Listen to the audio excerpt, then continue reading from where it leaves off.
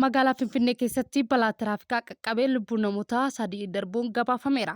Kooriyaa Kaabaatti misaa'ila haaraa humna qabu USA ga'uu danda'u yaalii godhuu beeksifte. Tiraamp baasii dabalataa jiruuf immoo waldhabdee addunyaa keessatti waraana Ameerikaa fi Iraan irratti taasifamu mallaqaa akka kennan gara biyyoota Arabaa xiyyeeffachaa jiraachuun gabaafameeti jira. Egaa kabajamtootaa fi daawwattoota JMN irraa oduu galgala kanaaf qindeeffanne simbiraan gahaa kanan gammaa isinitti himee hangafoota oduutii amma gara bal'ina oduu keenya isin dabarsa. Magaalaa Finfinnee keessatti balaa tiraafikaa qaqqabee lubbuun namoota 3 darbuun poolisiin magaalattii beekse. Qajeelchi waliigalaa poolisii magaalaa Finfinnee keessatti guyyaa har'aa bitootessa 22 bara 2018 barii jala sa'aatii 11 fi walakkaatti kutaa magaalaa Eekkaa aanaa Duwwaa 9 bakka addaa Kotobee Duwwaa 2 jedhamu beekamutti balaa tiraafikaa qaqqabuunis ibsameera. Balichi konkolaataa minibaasii tajaajila deddeebistuu uummata koodii 3 lakkoofsa gabatee isaa Duwwaa 269 AA kan ta'ee fi namoota 18 fe'ee gara Laambaraatti imalaa osoo jiru garagaluudhaan lubbuun dhiirota 2 fi dubartoota 1 darbuu poolisichi beekseera. Konkolaachisaan dabalatee namoonni 16 irraa balaan cimaa fi salphaan qaqqabus ibseeti jira. Namoonni miidhaan irraa gahee yaala fayyaa argachaa jiraachuu kan ibse qajeelchi waliigala poolisii Finfinnee sababiin balichaa qoratamaa akka jirus gabaasetti jira. Kooriyaan Kaabaa misaa'ila haaraa humna qabu USA ga'uu danda'u yaaluu beeksifte. Hoogganaan Kooriyaa Kaabaa Kim Jong yaalii motoraa misaa'ila boba'aa jabaa haaraa humna misaa'ila biyya isaanii guddisee lafa guddatti Ameerikaa ga'uu danda'u to'achuu isaanii miidiyaalee mootummaa biyyattii beeksaniiru. Motorri haaraan kun dhiibbaa kiiloonootanii 2,500 kan qabu yoo ta'u motorri kiiloonootanii 1,970 kan baatii fulbaana keessa qoratame irraa baay'ee dabaleera jechuunis himameera. Teknooloojiin boba'aa jabaa misaa'iloonni salphatti akka socho'an dhokatanii fi akka tasaa akka hin furgifamne taasisa jechuun ibsan.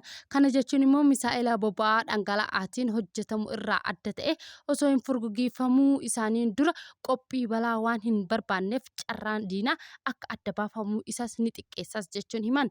Hoogganaan kun qormaanni kun bu'aa guddaa meeshaa waraanaa tarsiimoo biyyattii sadarkaa haaraatti ol guddisee jechuunis ibsaniiru. Kooriyaan Kaabaa yaaliin milkaa'aa ta'ee geggeessaa jirtus ogeeyyiin Kooriyaa Kibbaa fi Ameerikaan gaaffilee hedduu kaasaniiru. Kooriyaan Kaabaa waa'ee yeroo gubbaa odeeffannoo fi teeknikaa biroo kan hin kennine yoo ta'u immoo qorannoon kun olola sodaachisaa ta'uu akka malu agarsiisa jechuun tilmaamaniiti jiru. Kooriyaan Kaabaa loltoonnii fi meeshaa waraanaa erguun waraana Raashiyaa fi Yuukireen deeggarsa gootee jijjiiruuf immoo Raashiyaan teeknooloojii kennite jechuun himan. Misaa'iloonni kun immoo Ameerikaa ga'uu danda'us ho'a olaanaa mataan waraana nuukilaraa fi deebii qilleensaa keessa seenuun madeessuu danda'amachuu akka danda'us hanga ammatti immoo qabatamaa hin agarsiifne jechuun ibsaniiru. Kooriyaan Kaabaa bara 2019 irraa eegalee meeshaa waraana nuukilaraa ishee babal'isuuf tattaaffii guddaa taasisaa jiraachuunis ibsameera. Walgahiin paartii hojjettootaa dhiyeenya kana waxabajjii keessa taa'ame irratti Kim Jong pirezidaantii Doonaald Tiraamp waliin mari'achuuf baanaan ta'uu isaanii agarsiisa. Garuu Waashingitan gaaffii haalduree tokko malee nuukilaraa irraa bilisa akka dhiistu gaafataniiru. Yaaliin motora haaraan kun immoo qaama tattaaffii Kooriyaa Kaabaa gara fuulduratti immoo mataa waraana nuukilaraa dachaa misaa'ila tokko irratti kaa'uu ittisaa Ameerikaa laaffisuuf jedhamee amanamaa jiraachuunis gabaafameera. Tiraamp baasii dabalaa jiruuf immoo waldhabdee addunyaa keessatti waraana Ameerikaa Iraan irratti taasiftu mallaqaan akka kennan gara biyyoota Arabaa xiyyeeffachaa jiraachuun gabaafame. Wajjin hawwisichi akka ibsanitti pirezidaantii USA Doonaald Tiraamp biyyoonni Arabaa baasii waraana Ameerikaa Iraan irratti baasuu hammaataa dhufeen akka uwwisan akka gargaartu gaafachuun himameera. Waldhabdeen guyyaa 31ffaa keessa seenu kun immoo gara birrii biliyoonaan lakkaa'amu kan baasii yoo ta'u qabeenya USA dhiphisaa jiraachuunis gabaafameera. Akka dubbii himtuun Tiraamp kaloolee laafootoo jedhanitti pirezidaantiin kun biyyoota Arabaa irraa deeggarsa mallaqaa barbaaduu akka danda'an qorachaa jiru kun immoo waraana galoo galaanaa bara 1990 walii wal fakkaatas jechuun ibsan. Yeroo wal dhabdee sanatti michoonni USA doolaara biliyoona 54 har'a ammoo doolaara biliyoona 134 waliin gitu walitti qabuun hojii waraanaa maallaqaa garagaraan haa ta'u malee waraanni ammaa USAF Israa'el Iraan irratti gaggeeffamaa jiru yoo ta'u michoota naannoo irraa hirmaannaa guddaa osoo hin argatin ta'uu himameera. Haa ta'u malee gama biraatiin Iraan miidhaa waraanaatiin USA irraa beenyaa gaafachuun ishee fi haleellaa haloo ba'uu misaa'ilaa fi diroonii qabeenya USAF immoo iddoowwan hawaasaa guutuu baha giddu galeessaa irratti xiyyeeffattee raawwataa jiraachuus gabaasaniiru. Waldhabdee kanaan immoo miidhaa maallaqaa dabalaa jiraachuu gabaasuudhaan miidiyaalee USA akka agarsiisanitti guyyoota 6 jalqabaa waraana kanaaf immoo doolaara biliyoona 11.3 kan baase yoo ta'u guyyaa 12 keessatti immoo gara doolaara biliyoona 16.5tti ol guddatee jiraachuus himaniiru. Waraanni kun amma ji'a lammaffaa keessa waan jiruuf wayitaa hawwasitti hojiiwwan itti fufiinsaa fi meeshaa waraanaa guutuu fi maallaqa waraanaa dabalataa doolaara biliyoona 200 koongiraansii yookaan immoo mana maree uummata irraa barbaadaa jiraachuus himaniiru. Waldhabdeen kun gabaa anniisaa addunyaatti haala rifachiisaa uumeera. Gatiin boba'aa dabaleera. Kunis immoo gatii beenziilaa USA galuun tokkoffaa gara doolaara 3.99tti ol guddiseera. Sadarkaa waraanaa duraa irraa doolaara 1 ol akka guddate himaniiru. Bulchiinsi Tiraamp duula kanaa falmuudhaan rakkoo dinagdee yeroo gabaabaa kun immoo galma yeroo dheeraa Iraan laaffisuuf kan dantaa USAf immoo michoota ishee naannichaa keessatti jiraniif balaa guddaa ta'e akka ta'u himaniiru. Haa ta'u malee Iraan himannaa kana mormuun marii dippiloomaasii irratti haleellaa akka irra ga'e ibsuudhaan USA yookaan immoo ollaan ishee irratti immoo balaa akka hin geggeessimne himteetii jirti. Waraanni kun immoo akkuma itti fufetti kufaatii ji'oopoliitikii fi dinagdee addunyaa guutuutti riphee itti fufee akka jiru himameera. Waldhabdee kanaaf immoo maallaqa kennuu keessatti hirmaannaa biyyoota Arabaa qabaachuu danda'a. Gaheen naannichaa rakkoo amma deemaa jiruuf keessatti immoo qabuu fi tasgabbii addunyaa irratti dhiibbaa balaa qaba jechuunis ibsaniitti jiru.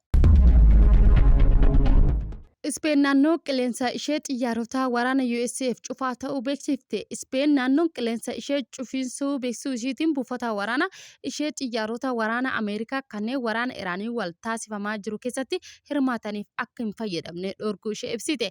Kana labsuu isheetiin ministeerri ittisa biyyattii tarkaanfiin kun Ispeen jidduu seenummaa waraana baha jiddu galeessaa keessatti taasiftuu mormuu ishee agarsiisa jechuun himan.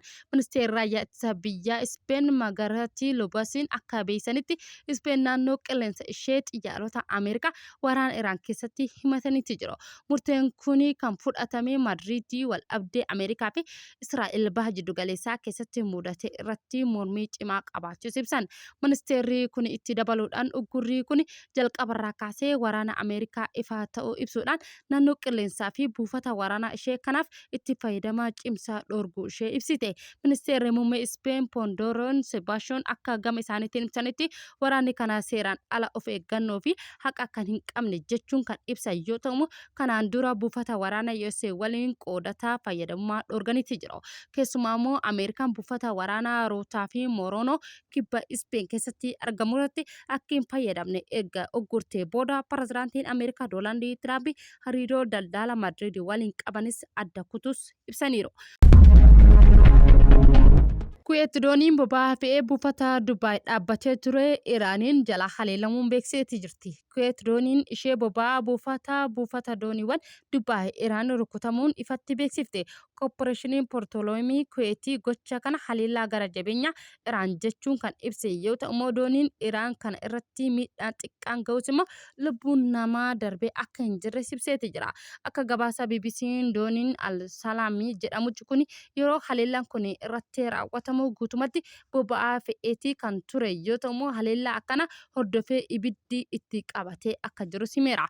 Qondaaltonni Dubaay haleellaan kun dirooniidhaan kan raawwatame ta'uu fi ibidda uumame dhaamsuuf immoo carraaqqeen itti fufuu ibsaniitti jiru. Hojjettoonni doonii 24 hundi nagaa ta'uu fi miidhaan irra ga'es akka hin jirre ibsaniiru.